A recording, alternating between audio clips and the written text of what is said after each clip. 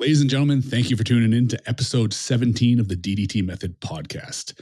This is one for the books, ladies and gentlemen.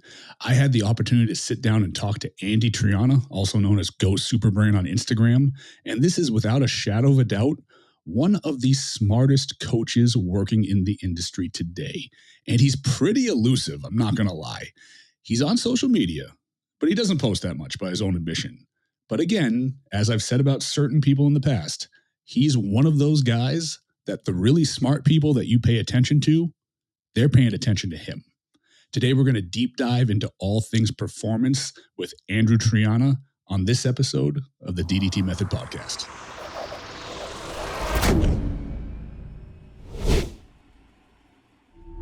All right, ladies and gentlemen, welcome back to the DDT Method podcast. Today, I'm bringing you Andrew Triana. Now, Andrew's a guy that most of the smart people, and you guys have all heard me say this 1,000 times over, but this is a guy that most of the smart people that you might go to for information, this is the guy that they go to for information. And that's kind of the reoccurring theme here on DDT Method. I'm trying to bring you the people that the people in the know, if that makes sense. So rather than me rambling on about your credentials, why don't you give us a little bit of a background? Like, who are you, what do you do, and what brought you to the dance? Yeah. At base, I'm a neurobiologist. I went to school for applied exercise science, had a short stint in grad school that I learned a lot, also didn't appreciate a lot, which led me to leave my graduate program. I continued to pursue academia, like chemistry classes and biochemistry classes afterwards at a community college. And over time, I've spent a lot of time problem solving. With athletes, kind of crawling up the food chain over time. I was quite successful in strongman, like athletically so, but quite successful as a coach. And over time, it's proliferated to, I think at this point, I'm at like 8 collegiate sports and 7 pro, high level, or Olympic level sports I've consulted and worked with. And at this point in my life, almost being 7 to 10 years past like the start of the pro sports era, I'm moving more into some entrepreneurial stuff, trying to use my intellectual property to help large amounts of people. I still do pro sports stuff on the side and even a lot of amateurs with certain people. I shouldn't say a lot. There's really not a lot, but I love sports and like the problems and, the drama of being clutch in the moment and the pressure. I don't think I'll ever get out of it entirely, but I am putting a lot of effort into, like, I have a patent and several other products that are going to be public quite soon that are really geared towards helping people. So your background being primarily in performance of all aspects can translate to really anybody that's trying to optimize themselves. And that's why I think this podcast is going to give so many people so many actionables that they can take regardless of what their goal is.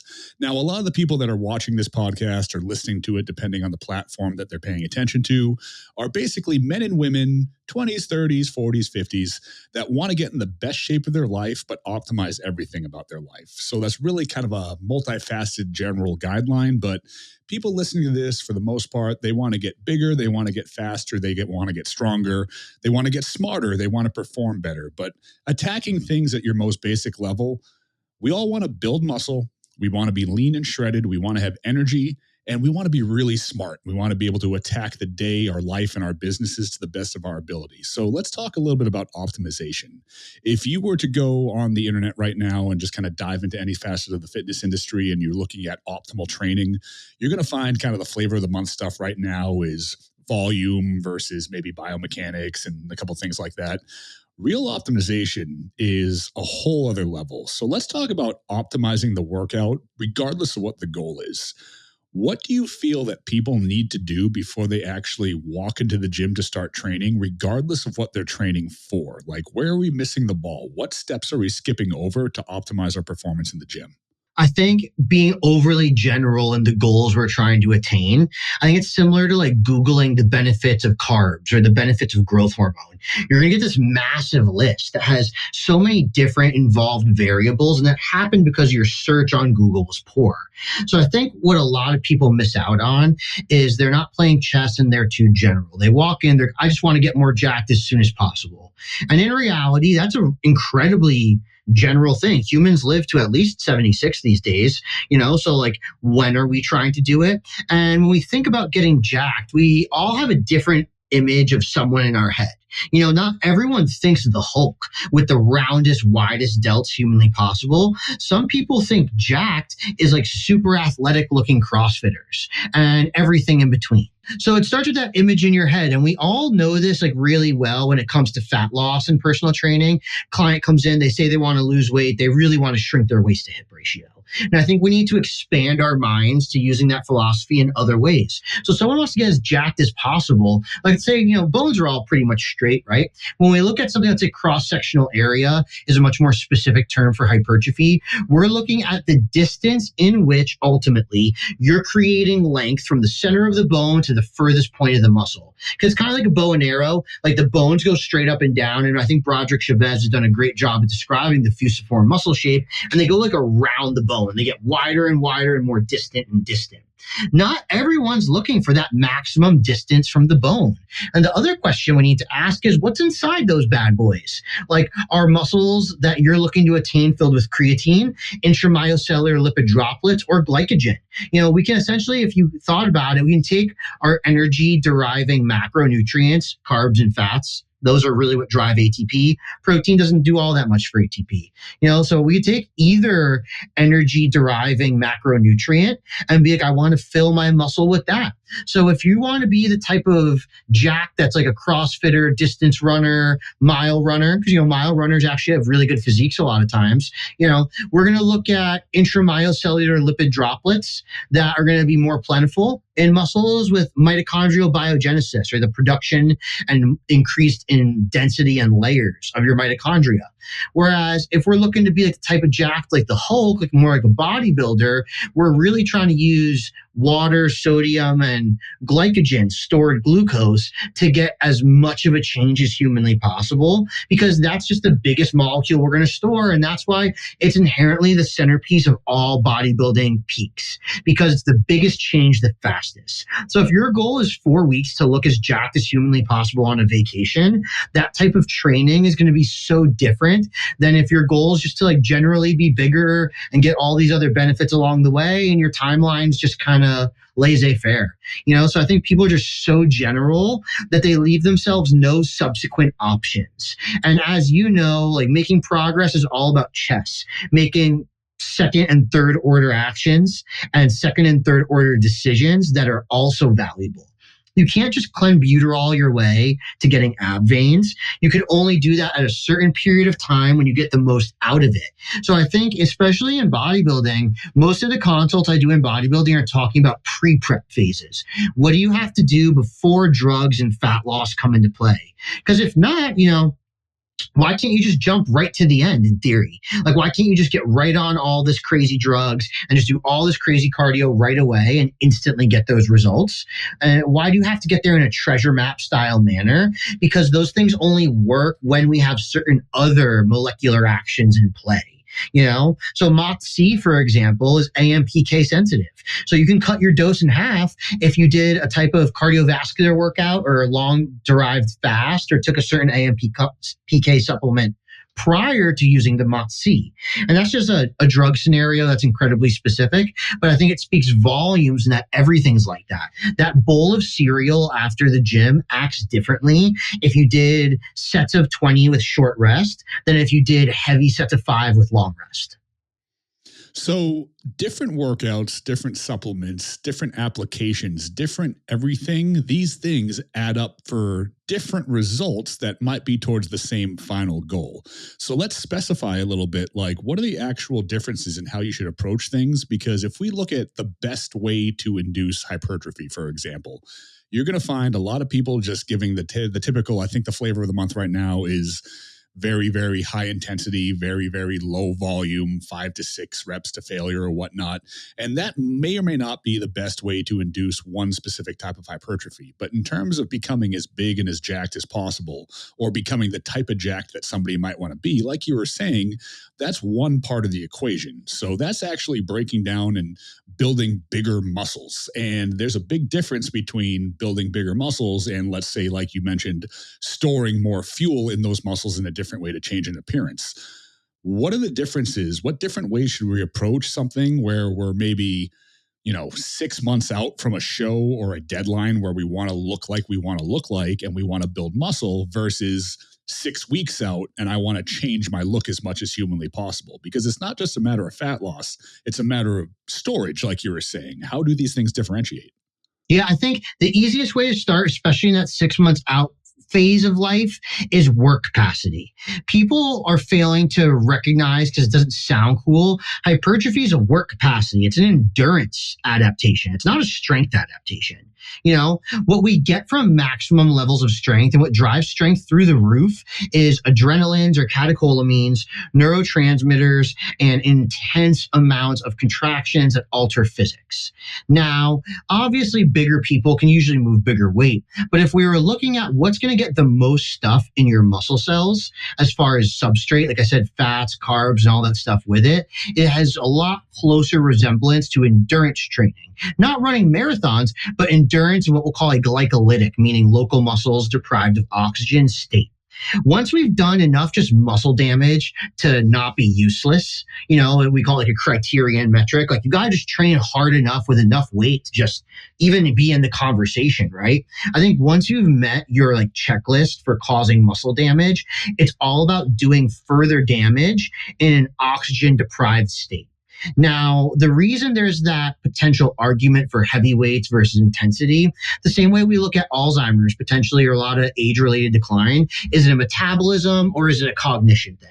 It's really both. We need enough strength to cause damage, but we need to be able to maintain a certain level of strength long enough so that we store, like I said, carbs, intramyocellular lipid droplets if we're doing really, really high reps, and improve mitochondrial function to have the energy to keep that up.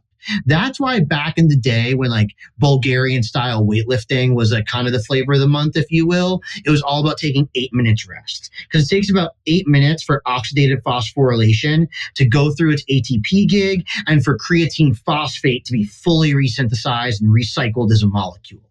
So if we're trying to get as jacked as possible in 6 months, we need that time under tension, if you will, of lifting to be as deoxygenated as possible for as long as possible. Like that bicep curl, if you're doing sets of 20 and your strength is all the way up here, but your capacity is down here, we're going to fall to that weakest link. So you might be doing sets of 20 with 10-pound, 15-pound dumbbells, even though you're strong enough to do sets of 6 with 50-pound dumbbells. So therefore, when you're in that environment, you're obviously producing far less damage. And when we do muscle damage in this deoxygenated environment, it allows us to grow today and tomorrow. When we're doing strength training, it allows us to grow tomorrow. And obviously, the damage that comes along with strength training comes at a faster rate than it does at doing sets of 20.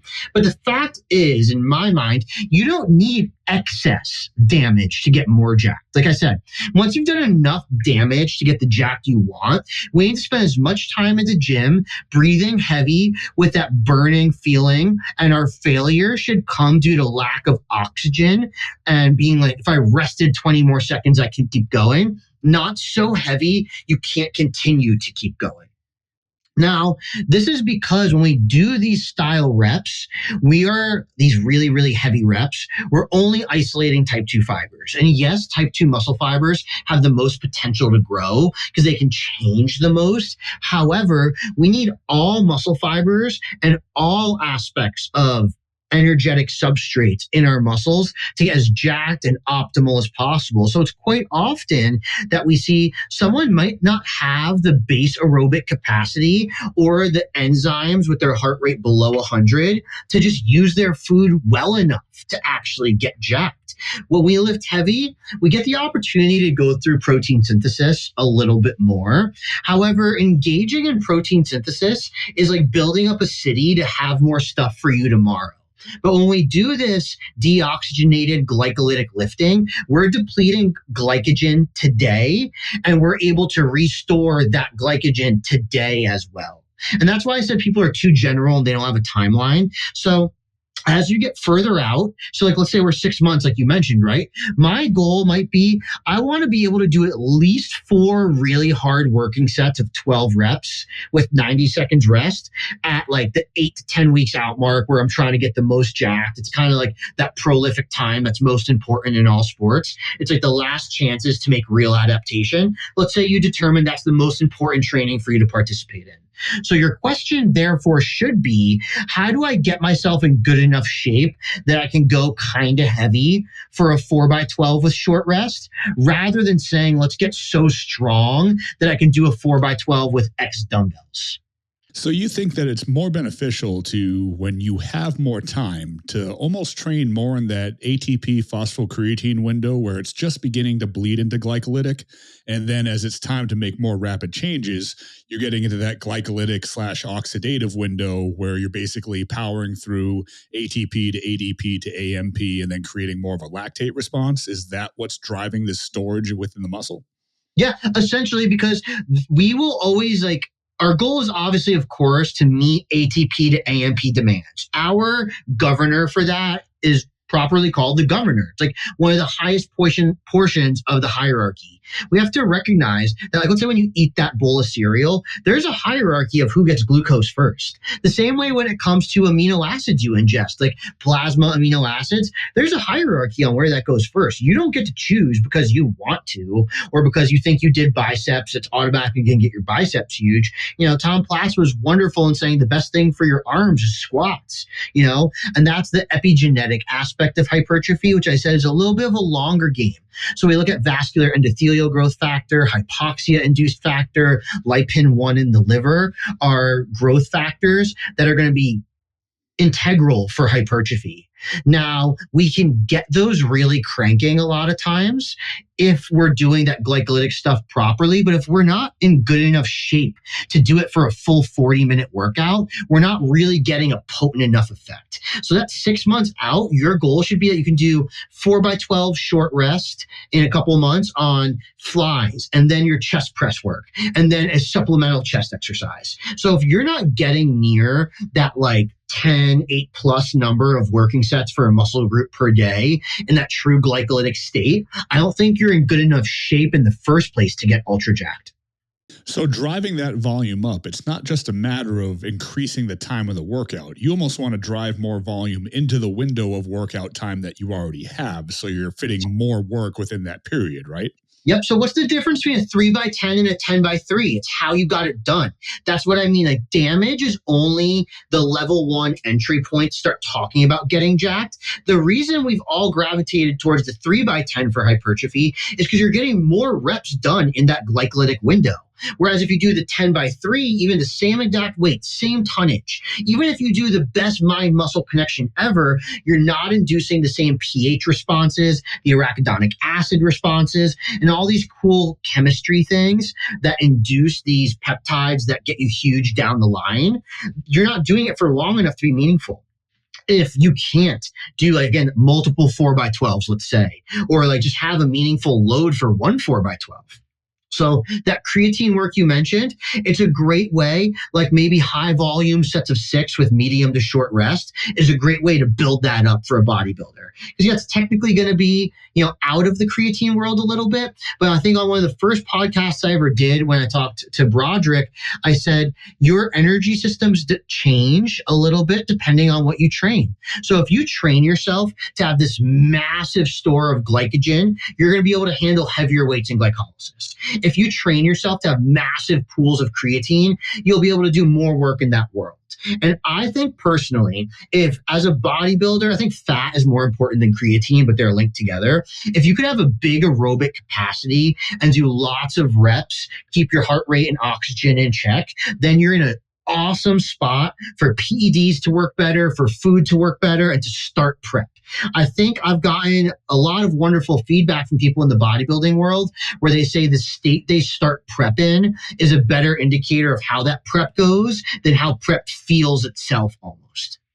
So do you feel that in order to be able to utilize fat more optimally and to be able to burn more body fat and be able to use the fuel systems that you want to use, you need to be able to increase that work capacity that you have from more of that glycolytic or lactate window to the point where you can train and handle these capacities without feeling like you're dying. Like, should I be able to do incredibly high amounts of work within a given time without my heart rate going through the roof? Is that the goal? Should I be monitoring my blood oxygen with a pulse ox? Like, how do I know that I'm getting there? Yeah, great question. It doesn't have to be stupid. It doesn't have to be CrossFit level high. I tell every sport you should have a work capacity that we'll call it like 10% higher than what you might arbitrarily need. So for bodybuilding, you should be able to do a couple of high rep sets. And let's just say with more than 90 seconds, you should be close to fully recovered from a breathing standpoint and from a able to train again standpoint. 90 seconds is really that window where the energy systems and the lactate thresholds start to kind of get hairy. And it's like, whose job is it? It's like that Spider-Man meme of like, you, and that's the most trainable window in bioenergetics. So as a bodybuilder, or someone concerned with getting as jacked as possible, you want that window to have a big gas tank. So for example, a great way to do it would be like, let's say take 30 to 50% of your 1 rep max on squat. And if you can't comfortably hit that for a set of 15, you're not even close to being in good enough shape. You should, like I said, with enough rest, you should be able to take, let's say 50 to 30% of your squat max and hit long rest sets of 15 all day long. Like right now, I'm doing a lot of work in the golf world, and my capacity limitation for pro golfers is you need to be able to play comfortably, let's say 10%, at least a few holes extra than your average round for 3 days in a row. So if you could spend 3 days playing, let's say 1.5 rounds, then you're in good enough shape, let's say at minimum, maybe even a little more than that, to do what you need to do. Now we can talk about winning and bring our best to the actual competition. So like, for example, and we've all felt this, if let's say you miss a couple carbs and have no pre-workout meal, those same reps aren't the same. And you know it because you feel different after the gym. You need to have volitional contractions, meaning that mind-muscle connection in real life, be potent enough during sets of 12 to keep doing damage so that when you get to the last set or two of 12, you're not just bouncing it and hoping for the best. And I think that's where it's important to understand your goal. Because if you're just lifting as heavy as possible and we're using elastic potential energy to bounce it off your chest, you're not getting true contractile element activation and motor unit activation of your sternal portion of your pec. We need that to maximally lengthen to then contract, just like anything else in the world. And if you're jumping down and it's not getting a maximum authentic lengthening response via the Golgi tendon organs, you're not going to get a maximum contraction on the way up. And I think we all know that kind of inherently with chest flies, with dumbbells versus machine. This portion of the dumbbell chest fly is useless, kind of, but once you get here, it's legit. But if you get on a machine, you gain access to the whole range of motion. And on a good machine, this is actually the best part of the chest press or the chest fly.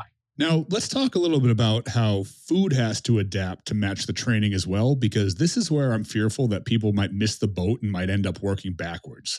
So let's say we're looking at our periodization and we're scheduling things out in such a way that, we're several months out, we're doing more of that creatine style work, we're getting stronger, we're trying to build that, I guess, density, if you want to say it that way. And then we're gradually adapting to higher workloads. We're putting more volume in there, we're getting more and more glycolytic, we're getting a greater lactate response. Maybe we're adding in longer rep ranges, we're adding in supersets, we're adding in giant sets, we're taking our work capacity to a whole different level.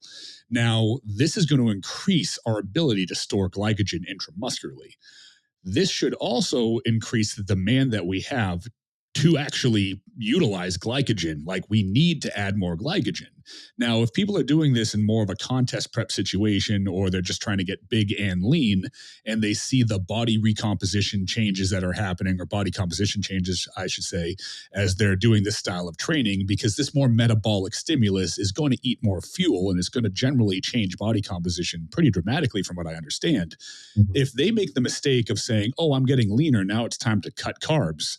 If you're increasing the ability to store glycogen and increasing the demand for glycogen, but then you're cutting carbohydrates, are we not running the risk of starting to create more oxidative stress and oxidative damage? And not just that, it's more than that. You're not going to get the maximum return on your investment from your training. There's a two-coin theory I constantly talk to people about.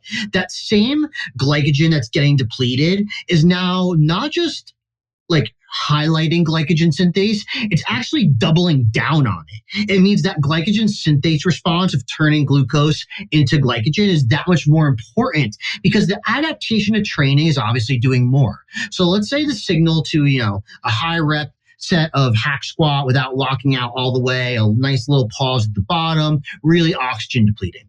The goal is obviously to store more glycogen, and you never put it in there. That adaptation cascade is never going through its full revolution. And I think what's easily explained by the latent hypertrophy effects after a prep.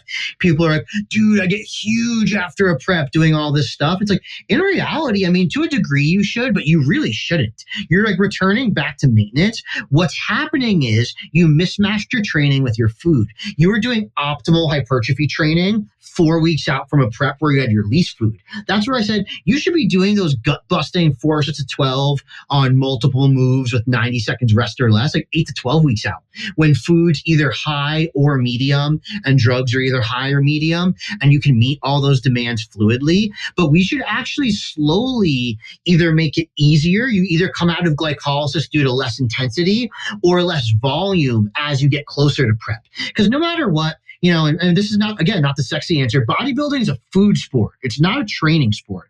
Obviously, training's mega important, but it's all about food. And the reason I say that is because once you get close enough, we've seen people with bad training outperform those with good training. And the last 24 hours, the only thing that can mess you up is food. You know what I mean? I'm not saying training is not important, but if I had to pick one variable that had to be dialed for a bodybuilder, I'd rather you be dialed with food and intuitive with training than the other way around, right? Because the perils of intuitive eating are like, well, what are you actually eating? And like, how do you eliminate bias? Of course there's bias with pre-workout, PEDs, the emotions of competition, but bodybuilding is about the management and manipulation of food, really, to get what you want. So if you're mismatching that angle and trend your food is taking towards prep, you're shooting yourself in the foot. I've made the analogy many times, like you can have an 800-meter runner on the keto diet who has awful blood work, and they could spend $300 a week on the keto diet, eating it perfectly. But because there's this mismatch in adaptation signals to what we recover from, as well as mismatches in substrate used, preferred, to substrate ingested preferred. Because don't get me wrong, it's really cool. Like ultra low fat diets, like close to damn near zero, induce de novo lipogenesis and still upregulate beta oxidation. The same way, ultra low carb diets can have compensatory support for glycogen. The body's incredible. The same way, the reason there's 3 energy systems that you said, we need to be jacked in many different ways is because there's no physical activity you can do that doesn't involve the same energy systems to some degree. You can't go and do a resistance training workout and avoid mechanical tension. So I think it's all about the synergy of what you want when, and I've seen that consistently provide the best results in many different scenarios. Now, you've also been coined with the term, or you've coined the term, I believe it was you, of creatine workouts. And these are pretty unique. And there's quite a few different coaches that I'm sure they're all people that you've worked with in one way or another that have utilized them at different points in time. And these workouts are a lot different because these can be more neurologically restoring, and they're trying to work more primarily in that phosphocreatine system. Where do those come into play? First of all, how do you do them? How do they benefit you neurologically? And where are they placed into training for somebody that just wants to get in the best shape possible? Great question. My original need and desire to create them was I wanted to get people in strongman stronger and better skill. But in strongman specifically, there's so many different events and energy systems. You run out of damage you can spend per week on training so fast. You know what I mean? And especially because every competition's different. It's not even up to you what you always get to train. So I was like, man, how can I increase creatine kinase, phosphocreatine amounts? How can I make guys freakier and get better skill on certain motions without causing damage? Because I only have so much I can play with. And that's where it came from. So creatine sessions, we'll call them, are meant to be as neurological as possible with as little muscle damage as possible. So now as a bodybuilder, you can use this as a way to improve your aerobic capacity that's not on the treadmill. This is also a really great way to improve posing. I think I've spoken to quite a few people as well as nootropics in posing, because it's a skill, you can take the creatine session and apply any sports skill to it. I've done it in, like I said, 7 or 8 major high-level consultancies where we use the creatine day in many different sports. Because like you mentioned, creatine phosphate and fat are like the base of everything. We live essentially using that for energy. So I think it's only beneficial to have just a monster fuel store of it and to be able to have a training day that doesn't hurt you. So it could be restorative or it could still be fatiguing in nature, but the fatigue would come from the same fatigue of like a cardio session, not the fatigue of a weightlifting session. You'd be fatigued and lethargic because you depleted a shit ton of creatine phosphate and a shit ton of fats and triglycerides and blood sugar, not because you ran out of like calcium that can bind to troponin and tropomyosin, which I said is kind of the exact opposite of like the bodybuilding training. In bodybuilding, I want you to run out and can't contract anymore because we had a troponin tropomyosin blockage due to pH or oxygen or ionic debts. Like bodybuilding training, if I had to be as general as possible, should always feel like if I just had a little more rest, I'd be good. And it should feel like a constant jog in terms of sweat. Like you're sweating a little more and more and more as the whole workout goes on, breathing a little heavier, your heart rate slowly creeping up, but never getting too low between sets. That's what you want it to feel like for bodybuilding. If you want to just be like a strong athletic freak, it should feel like the opposite. It should be like, man, I could be here all day long as I rest enough, and that's that dichotomy. So especially it gets hard to pose like at the end of preps. I think for bodybuilders, shifting, and I've talked to a lot of them about this, shifting some of your cardio sessions to easy creatine sessions and then posing is an awesome way to not just improve posing, great way to involve nootropics to make posing better, and a great way just to feel good. It's hard to do your sport skill when you feel like crap. Everyone feels like crap, and like a lot of pro sports, it's because it's funny. I spoke about circadian rhythm in advanced athletes with a really cool, I totally forgot the company, a long time ago in the US and UK during COVID, about all of our best athletes on the planet have messed up circadian rhythms chronically because they're all competing late at night. And then imagine if your biggest training session every week was at 7 p.m. prime time on TV. We're messing these guys up and then wondering why they have inflammation and behavior issues. It's bro, you got this guy's heart rate to 180 at 8:30, 9:30 o'clock at night. You know what I mean? There's obviously repercussions to that. But I think ultimately, to kind of summate that, when it comes to getting ready to train, you need to have food before and after that complement what you do during, and then know where you're going long-term to continue that rate of progression. Because like I said, hypertrophy is endurance. That means it's come slow. We can change strength values, like your vertical jump, really fast. I can't change how jacked you are unless you're already a bodybuilder in prep fast. That's the cool part about bodybuilding is you become a one-of-a-kind athlete once you're getting lean enough 8 weeks out, where the rules are different. And that's what makes it a sport, in my opinion. But only those people can change how jacked they are that fast. Now, looking at those creatine workouts and when to implement them. So let's say we're in a situation where regardless of what phase we're in, regardless of what training stimulus we're trying to primarily live in, we find ourselves in the situation you just mentioned where we're starting to accumulate some damage. There's still some more work to be done. Maybe it's not ideal to take a rest day or take a few days off. You want to implement a creatine day. How are we structuring that to make sure that we're not just continuing to do damage? What's the workload look like? How many sets, how many reps, what's the rest time? How do we make sure? Because we're trying to stay within that ATP-phosphocreatine window, right? How do we keep from... Zero glycolysis is the goal. So how do we avoid that? What type of time? The first thing, the total volume is always relative to what your capacity is at, but I'll give you a template and hierarchy and order of operations to follow. Always start with at least 8 minutes of what I call parasympathetic beta oxidation work.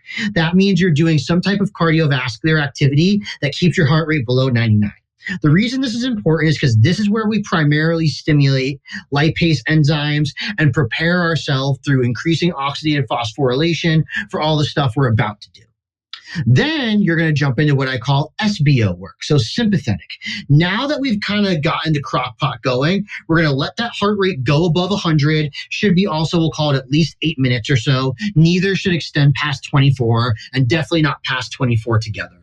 And then you're going to do this now, stimulate all the wonderful effects of epinephrine on your myocardium and norepinephrine in the blood, which does a lot for lipolysis and specifically hormone sensitive lipase. We want to get the enzymes turned on before we crank them up to a high volume. So now you're in a state where we are recycling energy, ATP. That ATP to AMP central governor is obviously favoring ATP. So not only will we be more liberal, if you will, with electricity, strength, and explosiveness, we've pre-primed ourselves to recover from it and avoid getting anywhere near the lactate threshold.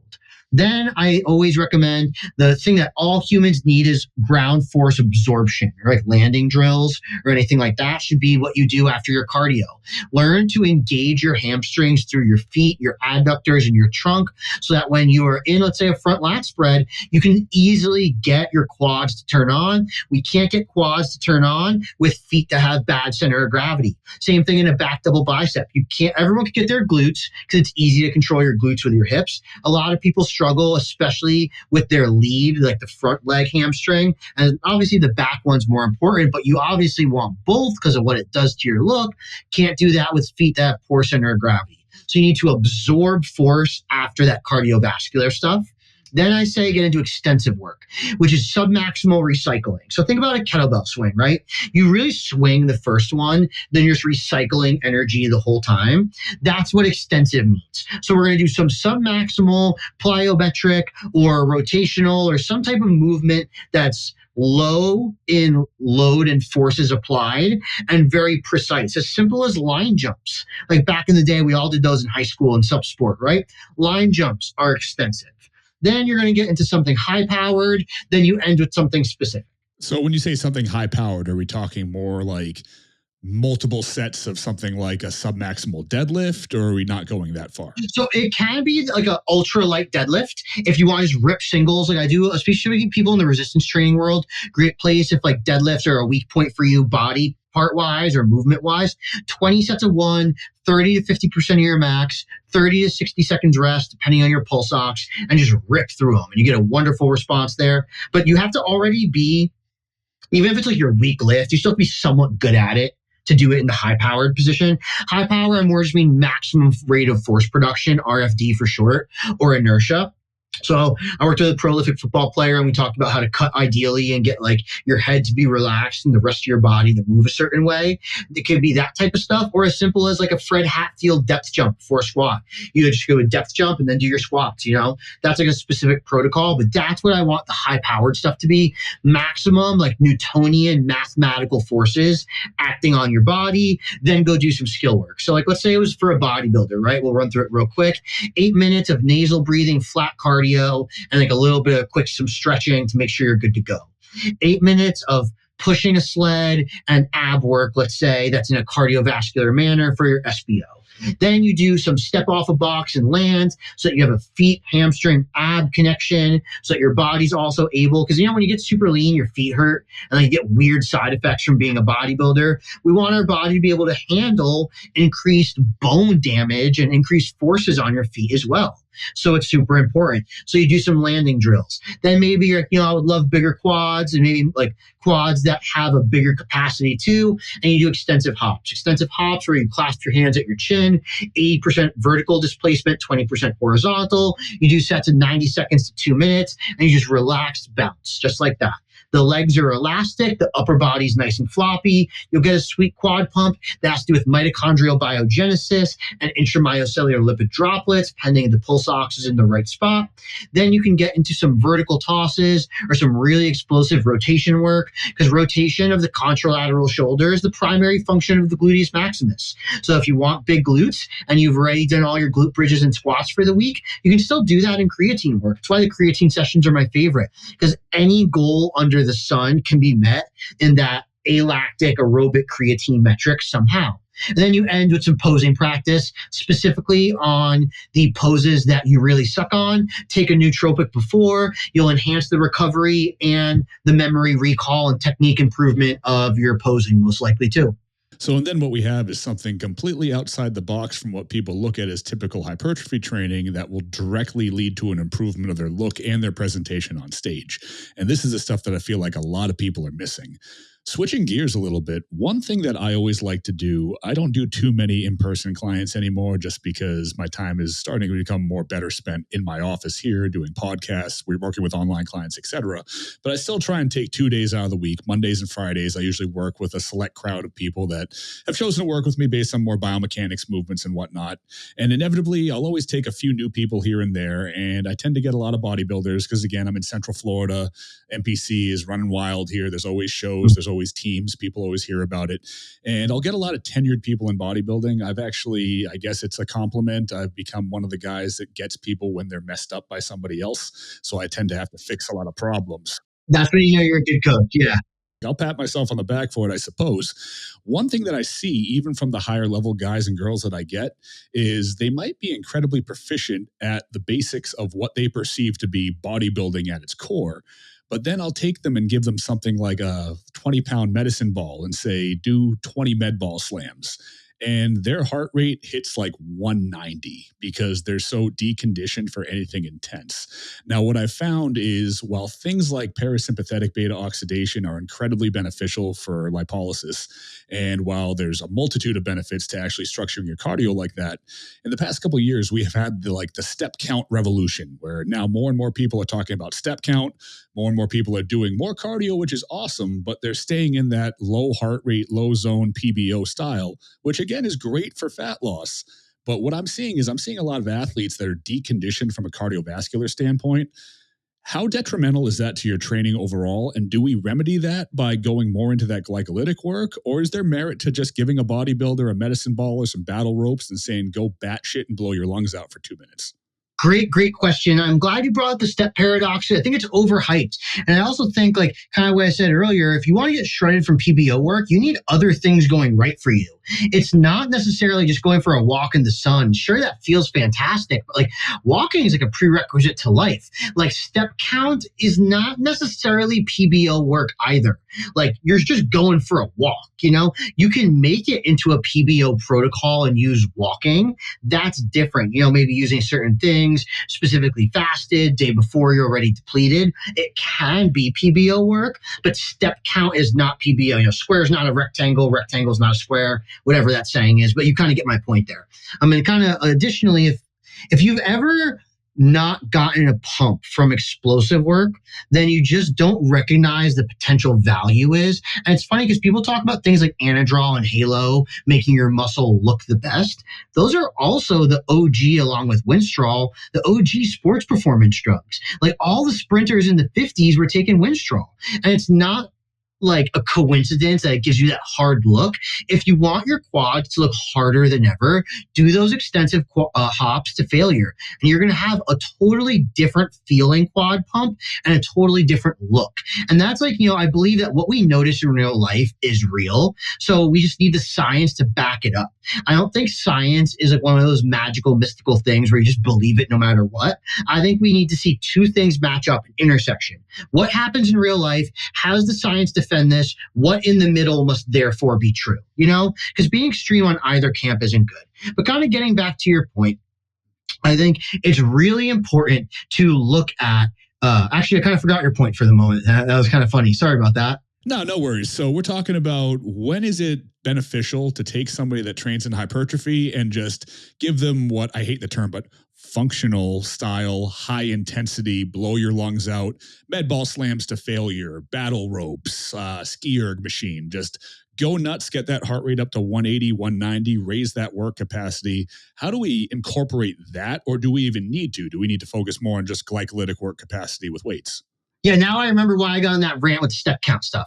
It's because when you haven't participated in that upper echelon cardiovascular work, you get an insane, and that's why I got on the pump thing too, an insane electrical motor unit response. And if you're never getting full motor unit recruitment in your training, why you need that work capacity prior, then you're not getting the most out of that training. So when we do only PBO work and never anything else, and you're not already, like, I'm just a twingy person. Like, I'm currently off at the moment, just weird health reasons, and it just happens. And life goes through phases. Like, I'll get back to where I'm at. But what's funny is like my strength levels and like athletic stuff have declined minimally relative to my hypertrophy and body comp. And it's funny because everyone's got their natural differences. But essentially, when we're doing all that athletic conditioning work, we're getting high-end motor recruitment due to epinephrine on the myocardium, as well as the effects of having a massive surplus that doesn't normally happen except in that high-end cardio work of norepi in the blood. That's why people who are in good enough shape to do it know that the HIIT work gets you kind of leaner. It doesn't mean that other stuff is less valuable. It's just as far as energy expenditure and the metabolic response, you get a little more out of it, but the barrier of entry is higher. So the reason we might see a sick effect in bodybuilders who are in good shape for bodybuilding ethics, but have low motor unit recruitment, low cardiovascular capacity, it's just one part, like you fix your weakness, the whole system gets better. But two, it's a great way to preset motor unit recruitment before training. I actually think doing small bouts of that should be people's warm-ups for elite level bodybuilders. So if we're incorporating that stuff a little bit more regularly, then what we're doing is we're paying a lot of attention to specifics like what our heart rate is at different times in the workout. We want to have actual goals for that as well as blood oxygen levels. This kind of brings us into another topic that I wanted to go over, and that's pre-workout nutrition, but not necessarily the food we're eating, but the supplementation that we're taking in. So we are still in the era of the pre-workout being the king of the supplement store. And maybe it's the king of Amazon now, because supplement stores are unfortunately kind of a thing of the past, slowly but surely. But in the sports nutrition industry, and that's where I kind of cut my teeth as far as formulations and nutritions in my early 20s. I was a part of USP Labs when we introduced meth as Jack 3D. And so sorry, everybody, about that. But situationally, it's still to this day, people are still looking for the strongest, most gnarly stim-based pre-workouts. How detrimental is just looking at caffeine or stimulants as your pre-workout pick-me-up if we want to pay so much attention to hypoxia or heart rate before, during, and after training? Because this is throwing a monkey wrench in all of it, is it not? Yeah, and so is, like, I think L-carnitine injections are becoming grossly overutilized because it does the same thing. It drives up oxidative phosphorylation and oxygen stuff, and a lot of times what you don't want. You might even see that increased time to fatigue and work capacity. That's because you're participating less in glycolysis. And maybe you're out of shape and you need that boost. Just because you're so out of shape, it's the only way you're going to get your training done. That's a whole nother problem. I think there's a lot of holes in that caffeine pre-workout, because think about it this way. Studies show what you want for energy is blood triglycerides, because they yield the most ATP. The peak triglyceride response to caffeine is 3 hours after consumption. We need to get the cyclic AMP at roughly 45 to 60 minutes first. Then we need the sympathetic nervous system response. Then after all that is when we get that benefit of triglycerides. So if you want to use caffeine pre, and look, we all maybe work a little harder than we should sometimes during the day, multiple goals, your peak window for pre-workout caffeine is 2 to 3 hours pre. Which then it's well, shouldn't I be eating most of my food then? It's aha. Also probably true. You should be getting a good amount of protein and fats 2 to 3 hours pre, then probably get your carbs a little bit closer. But it's you also probably shouldn't mess with that. So I think, I think Dynamine's kind of cool. It's a little faster version of caffeine, but I just think there's way better options out there. I think choline is easily the most underutilized supplement parent family out there because, one, I think something's a good drug when you could take a ton of it and the benefits aren't worse. Excess plasma choline, whether it crosses the blood-brain barrier or not, when we see N-acetylized drugs, they cross the blood-brain barrier better. Whether it does it or not, excess choline stimulates muscarinic receptors in the vagus nerve that turns on your parasympathetic branch. So let's say you accidentally took too much choline during the day, it'll still help you out at night. Saffron. Saffron in the morning will help you sleep at night.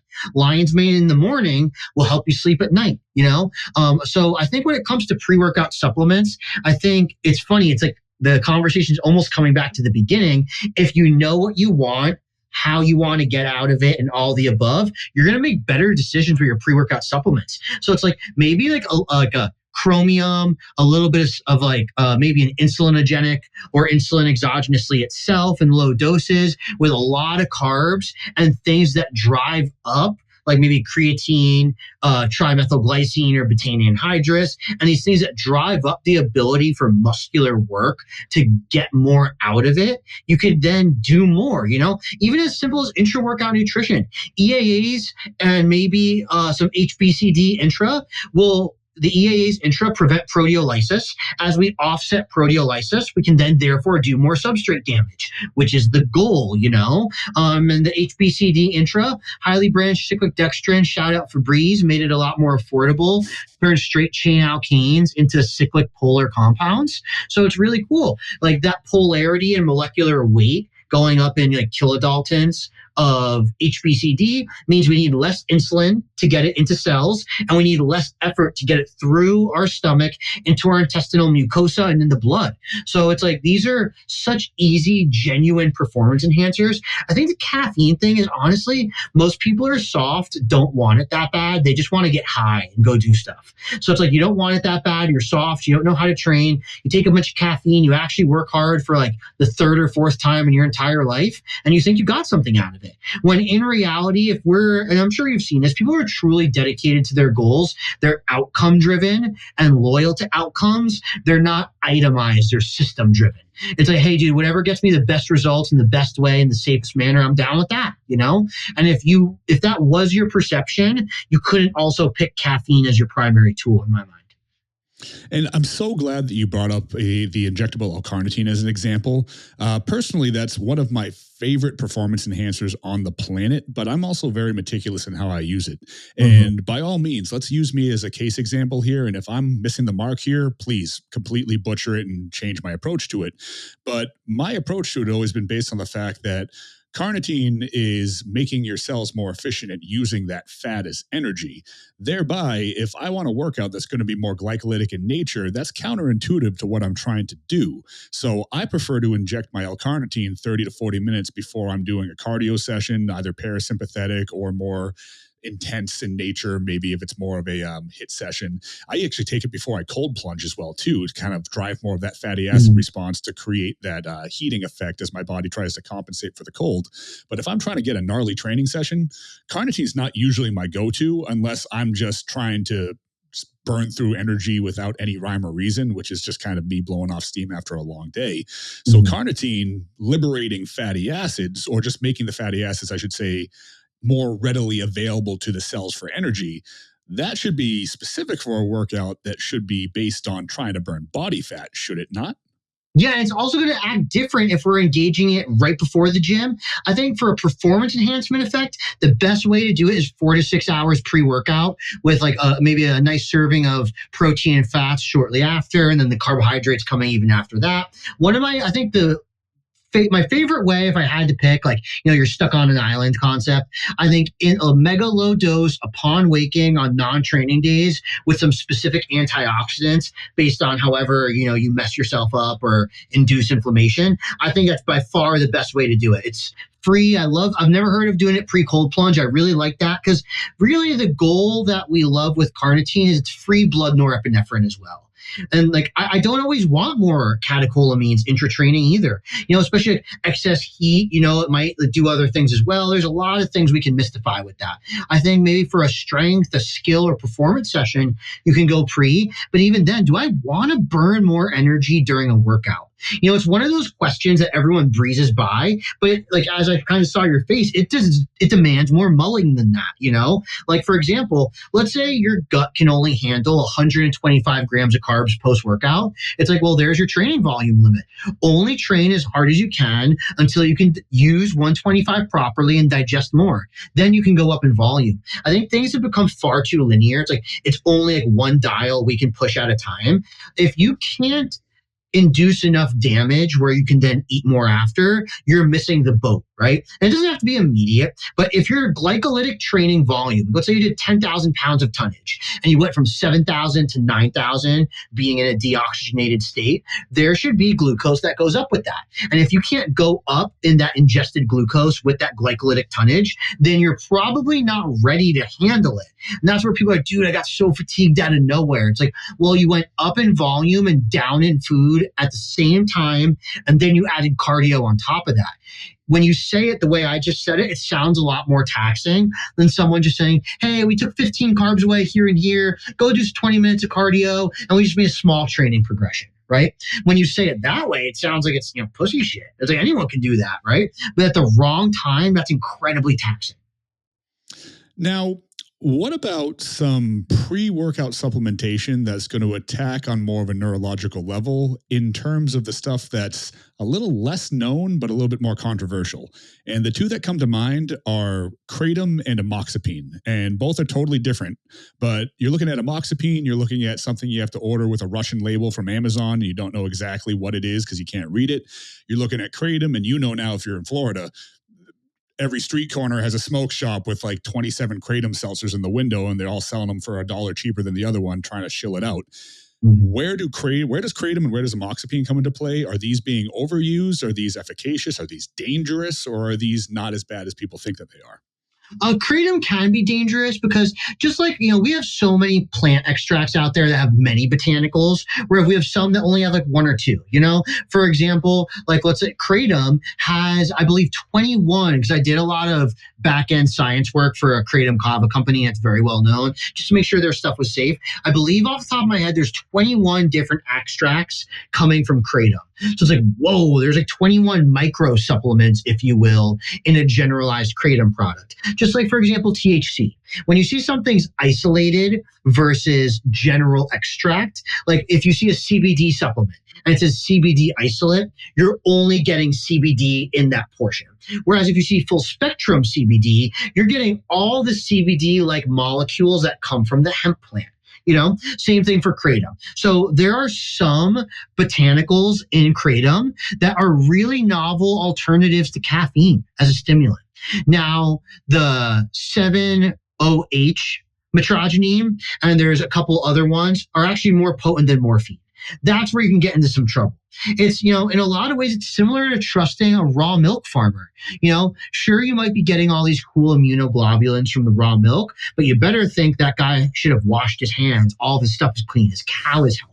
You know what I mean? So it's kind of the thing you're playing. If you want to use like a stimulant alternative like Kratom, it raises blood pressure immediately, which is a lot of times what's associated with feeling awake, but it goes down really quickly, which makes it a great training aid. Kratom pre-training can work in as little as 30 minutes when our body gets excited. Now, it can be partially addictive, more behaviorally because it works than truly physically addictive. Like, we just love shit that works, right? You know what I mean? That's the caffeine problem in America. Like, it works, it's quick, I have a delicious drink, right? That being said, the problem in my mind with Kratom is that now you run into interactions with other supplements. Like, if you were just like, kind of that more holistic bodybuilder that only does exactly what I need, and like I do a little bit of Kratom sometimes before the gym, you're fine. But if you're one of those like trying to get high and just call yourself a bodybuilder, taking these crazy pre-workouts and then Kratom on top, not only are you going to have slightly negative effects on your training, because that Kratom mechanism does involve some reactive oxygen species. Just like even the production, funny you said, the production of prostaglandins via Emoxipene and any prostaglandin support has ROS, reactive oxygen species, in its product. I mean, that's the point. Like, histamines and antihistamines are how the brain determines if we're awake or asleep. Free radicals, reactive oxygen species, and antioxidants are how we know how to adapt, That's why you can make like your IGF supplement useless with the right amount of Advil. And, you could do that same thing in high growth hormone levels in your pee very adequately. It's something that simple, just knowing where it comes from. Emoxipene's novel because nootropics as a whole, they're antioxidants in nature and they're non-stimulatory to the heart, yet they have nootropic, meaning they secrete peptides in your brain that support learning, depending on what cortical area it's in. Emoxipene is great in my opinion, even though it's frowned upon for just whatever reason, because it's mild. Like everyone's obsessed. Like I think, it's funny. Cerebrolysin comes out, DHEA comes in, way too potent. You never need to be touching that stuff. Most people, unless like you're learning a new language for work, got into a car accident, or like someone paid you $1 million to get way better at something, you really have no business in my mind touching that stuff. It's really, really potent. You know what I mean? Whereas I love Emoxipene because we all want a little boost. We all want some benefits, and it's nice and mild, and you can take it pretty often. So you mentioned DHEA being a little bit too strong. Now, there's a couple different camps on that one because it has this incredible increase in brain-derived neurofactor from what I understand, or I believe it's nerve growth factor. Now, you'll look at some supplements and they'll give you a daily dose of it. You'll look at other directives on it. They'll say, take this like once a week at the very most. Now, you're saying it's incredibly strong, even to the point where people might not even want to consider taking it unless the task is insurmountable. Is there some sort of beneficial use of DHEA in your opinion, or is that one that's just too strong for anybody?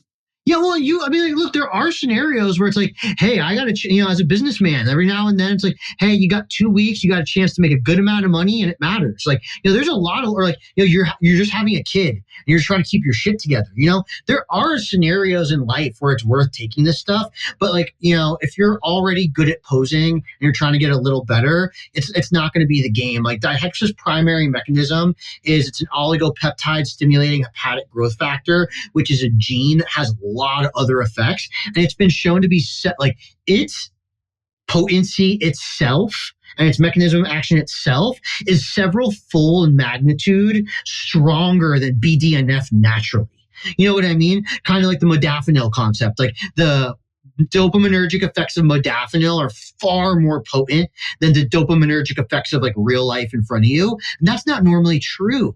Like think about like the sympathetic effect of running as fast as you can down the street and back. Like you want to wake up, that's way stronger than caffeine. Like most things that we do naturally are actually quite potent. The reason I wasn't a fan of cerebrolysin and DHEA is because like you said, the pre-workout high epidemic. It's like, what's the strongest nootropic? I'm going to get so smart. It's like, no, you're not. Like you're only going to get as smart as you let yourself get. Like you're only going to get as jacked as you let yourself get jacked by doing things right. Like there's no supplement out there that will ever fix your inequities. Like if you have horrible food relationships and you can't follow a plan, like Tren won't fix that. Like if you can't follow through, you're not accountable, you're just like, soft and not loyal to your goals, there's no supplements for you. And in the same way, if you're someone who's loyal to your goals, accountable, you do all the right stuff, something as simple as alpha GPC is fantastic. And I feel like the overall theme of this podcast kind of turned into using the right tools for the right task. So I'm so amazed, and maybe I shouldn't be, that even the supplemental conversation has seemed to take this turn as well, because that's applicable to everything. I'll use my own experience with Kratom as an example. It took me a long time to get to the point. Again, we're in Florida. You can get Kratom literally everywhere. You can basically buy it at the corner market. I have about 30 Kratom seltzers sitting in my fridge right now in my garage. And it's actually a big deal for me to have not had one for a few days, because for a while it was one of those things where when I started doing the podcast, or even when I started doing a lot of extensive continued education work, I'm not a big stimulant guy. I don't like caffeine. I'll have a Ghost maybe once a day for a couple days. Maybe I'll have a coffee in the morning if I'm in the mood for it, but I'm not a big caffeine guy, but sometimes I need that little extra kick. Tried Kratom, realized that holy shit, this gets me in the zone. I'm a little euphoric. I'm hyped up. I want to talk. I want to shoot the shit. I want to actually do stuff. More boring, mundane work feels great. 30 milligrams from a can. Cool. Let me go for it. Then let me try the 50. Oh, that's pretty cool too. Let me try the 100. I'm a little tired now, but that's kind of cool too. Then the next day comes along. I don't have that much stuff to do. Maybe I'm just hanging out with the wife. Let me have one of those 100 milligram Kratoms again. all right, I'm in a good mood now. Now I want to talk about nothing or whatever she wants to talk about that maybe I don't want to talk about. I'm cool talking about it. And then the next day comes along and I got to take my dog to the groomer and that's boring. Let me grab another one. So it's not necessarily, once I realize, holy shit, I'm spending $20 a day in Kratom seltzers. This is a mistake. I'm too cheap for that. I stopped doing it. I had no withdrawals or anything like that. So it's kind of like you said, I don't think I had any sort of physical addiction. And the seltzers, to their credit, they're very low in the 7-0H, that alkaloid of it. But there was no physical. Once I stopped because I was cheap and I realized that I was using it too often. So now I'll utilize it every now and then. If it's a podcast and I'm tired, maybe it's a training session. I don't necessarily want any stimulants for it, but maybe I'm kind of anxious about deadlifting that day or whatever it might be. I'll use them as needed. The 30 or so of them that I have in my fridge right now, I bought them because they're on sale. Those will last me 2 months. So I think as long as somebody has the ability to recognize the right tool for the right job, and like you mentioned before, they're not just chasing the feeling, chasing the high, chasing the I want the strongest thing because I want to feel something. It all comes down to utilizing and launching the right tools. What else, in your opinion, is there any other thing in terms of low-hanging fruit? You mentioned choline. You mentioned several different supplements that maybe people are missing the buck on that are just so simplistic that we can actually get a ton of mileage out of them. What else do you think people can utilize for their training goals, their life goals, their cognition goals that's not just slamming things that make them feel euphoric or slamming a ton of caffeine? I think the boring answer is just like minerals and a lot of introspection, because the way I've came to the right tool for the right job is not just because I think it sounds good. It's by experience in pro sports. You can always tell who works for people in pro sports or not because they talk about periodization. There is no periodization in pro sports. Anyone that tells you there is just not doing it for real. Like their schedules are outlandish. They all have families and want other things to do. Every pro sport takes a long time. And most of the time they're contracted in manners where they're pretty much not allowed to work with you anyway. So most of 9.9 times at least out of 10 in pro sports, you're solving problems and they're always in time sensitive manners. And when I've been in this scenario time and time again, I've realized it's the right tool that makes that magic effect. Because when you're in that scenario with a very, very, very, expensive athlete with a huge contract, you can't just give them the kitchen sink either because you don't have the time. And one, they're not going to do it. And two, and three, rather, most importantly, there's contraindications with supplements, vitamin C and zinc or calcium and zinc, so famous for having that co-interference. You know what I mean? So when you have these scenarios, I was like, wow, I can't believe how much a little bit of fasting, meditation, fruit, and astaxanthin help this person heal from general oxidative stress. Because you can't just always whip out a needle with glutathione, and not everyone's willing to do that. I think the social media culture has made that, like, if you're not injecting something, it's not going to work. That's just certainly not true. And that's why it's like, I said, extra carbs and chromium and a little bit of glycerol monocerate might be the pre-workout mixture that puts your pumps through the roof, and it costs you $4. Awesome point. To wrap things up, before we do, let's touch a little bit on something you just mentioned about periodization. Now, you said that for pro athletes, there's really no way to periodize because you're just fixing problems and putting out fires left and right. Let's take the average person. Let's just take the recreational gym rat. They're kind of jacked. They want to get more jacked. Maybe they look good. They want to look like a cartoon character. Your kind of typical goals here. They're learning a lot just listening to this podcast about different training stimuluses. Is it going to serve them best to periodize this in such a way where they're doing something where it's 6 weeks of this, 6 weeks of that in a linear fashion where they're jumping block to block? Or is there a way to incorporate all this? Can I do my hypertrophy training or my glycolytic training or my creatine days? Can I do these all within the span of a week? Is that taking me too far away from my goal? Is there a way to structure this where I can do everything, or do I want to do one thing at a time? Great question. The periodization is all about how you use your tools and the philosophical notions in which you use them. Block periodization mostly got famous because half these people in that time frame during the Olympics had horrible lives, so they'd rather be practicing.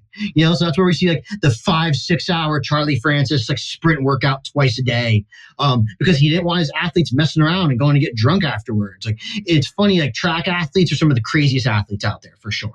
So it's a little more complicated to do long-term block periodization right, but it's easier week to week and day to day because like just do the thing. But it's a little bit harder to make it line up correctly as far as like month to month. Now, concurrent, doing everything at once, like blocks, what you said, only focus on a goal or two at a time. Then 2 or 3 months, we get a new one. Simpler day to day, harder as a coach, which is why most people hire coaches. Concurrent periodization, so doing everything in the same week or the same 2 weeks or whatever, if you will, is easier to progress long term because you just kind of go in the same direction. Harder to develop for a week though, because like, oh shit, if I do this on Monday, I can't do this on Tuesday. So it kind of is like also relative to your life. It's like, hey, my life doesn't have that flexibility. Like you automatically probably get kicked into block, and you work what's best for you, but it's fit it to your life so that your compliance. And I always tell people when I teach them, it's what you're doing under the hood. You did 10 reps on chest press. Did you do at least 8 reps of glycolytic environmental damage to that chest? Or was it like, you did 5, then you did like 3 crap reps, and the last 2 were the only good ones because you got your crap together for the last 2, So like what's happening under the hood is the best way to look at. So if you can do block periodization successfully, your coach does it, you're good to go and just follow the plan. If you have a week where maybe you have a little more flexibility like you and I do, you can say, Mondays, I do aerobic work.